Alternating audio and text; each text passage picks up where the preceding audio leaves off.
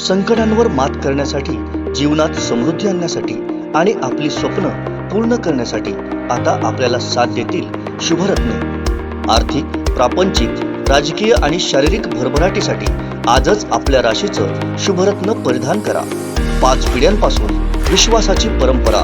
शुभरत्न केंद्र AH मोतीवाला, नेहरू चौक, Maharashtra बँकेसमोर, Nipani. Mobile 09448 1424 21। मान्सूनपूर्व पावसानं वैभववाडीला तडाखा दिलाय। वादळी वाऱ्यासह कोसळलेल्या पावसामुळे अनेक घरांचे छप्पर उडाली आहेत। रस्त्यांवर झाडं कोसळून अनेक मार्ग ठप्प झाले होते। सायंकाळी उशिरा पावसाचा जोर उसरल्यानंतर जनजीवन पूर्वपदावर आलं। वैभववाडी तालुक्यात सायंकाळी वादळी वाऱ्यासह मुसळधार पाऊस झाला। वैभववाडी शहर, खांबाळे, कोकीसरेत चक्रीवादळ झालं। या वादळामुळे शहरातील 3 दुकानांचे पत्रे तर एका घराचं छप्पर उडालं। कोकीसरे, बांबरवाडीसह खांबाळे गावात या वादळामुळे अनेक घरांची छप्पर उडून लाखोंचं नुकसान झालंय। त्याचप्रमाणे शहरातील संभाजी चौकात झाडांची फांदी पडली। करूळ तपासणी नाका, एडगाव, इनामदारवाडी इथं रस्त्यावर झाडं पडून मार्ग ठप्प झाले होते। वाहन चालक आणि स्थानिक ग्रामस्थांनी मिळून झाडं बाजूला करून मार्ग मोकळा केला। तालुक्यातील वीज पुरवठा उशिरापर्यंत ठप्प होता। नेहमीप्रमाणे याही वेळी आपत्ती व्यवस्थापन यंत्रणा कुचकामी ठरली।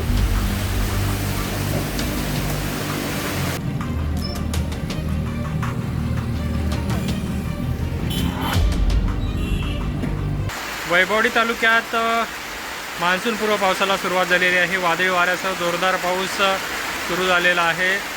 सायंकाळी 4 वाजल्यापासून या पावसाला सुरुवात झालेली आहे आणि वादळी वाऱ्यासह कोसळत असलेल्या पावसामुळे अनेक ठिकाणी झाडे उन्मळून पडलेली आहेत। आपण आता पाहत आहोत वैभववाडी शहरातील परिस्थिती आहे। वैभववाडी शहरात गेल्या अर्ध्या तासापासून हा पाऊस सुरू आहे। शहरातील संभाजी चौक येथे जो नारायण वडापावचं जे दुकान आहे त्या दुकानासमोरील एक झाडाची फांदी वादळी वाऱ्यामुळे कोसळून पडली आहे। सुदैवाने त्यावेळी कुठलेही वाहन जात नसल्यामुळे अनर्थ टळला आहे। त्याचप्रमाणे ST बस स्थानकात देखील झाडाची फांदी तुटून पडलेली आहे। असाच प्रकार तालुक्यातील अन्य भागात सुरू आहे।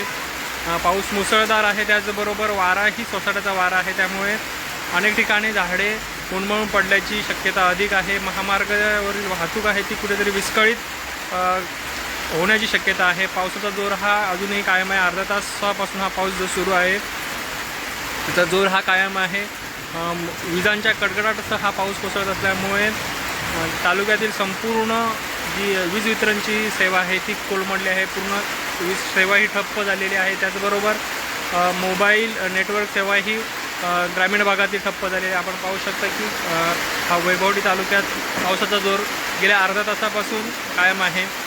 गेले 2 दिवस तालुक्यात उष्णतेचे प्रमाण वाढलं होतं आणि अखेर आज सायंकाळी 4 वाजल्यापासून पावसाने तालुक्यात सुरुवात केलेली आहे। वैभववाडी शहरासह ग्रामीण भागात देखील हा पाऊस मुसळधार पावसाने हजेरी लावलेली आहे।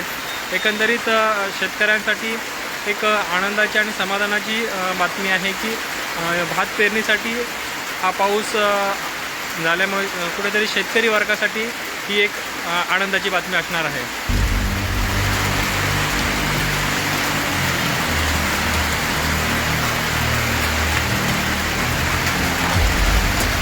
आपण पाहत आहोत की वैभववाडी शहरातील दृश्य आहेत। वैभववाडी शहरात ती संभाजी चौकानजीक आपण जे पाहतोय ते झाडाची फांदी आहे ती उन्मळून पडलेली आहे। त्यामुळे या मार्गावर वाहतूक आहे ती एकेरी वाहतूक आहे सुरू आहे।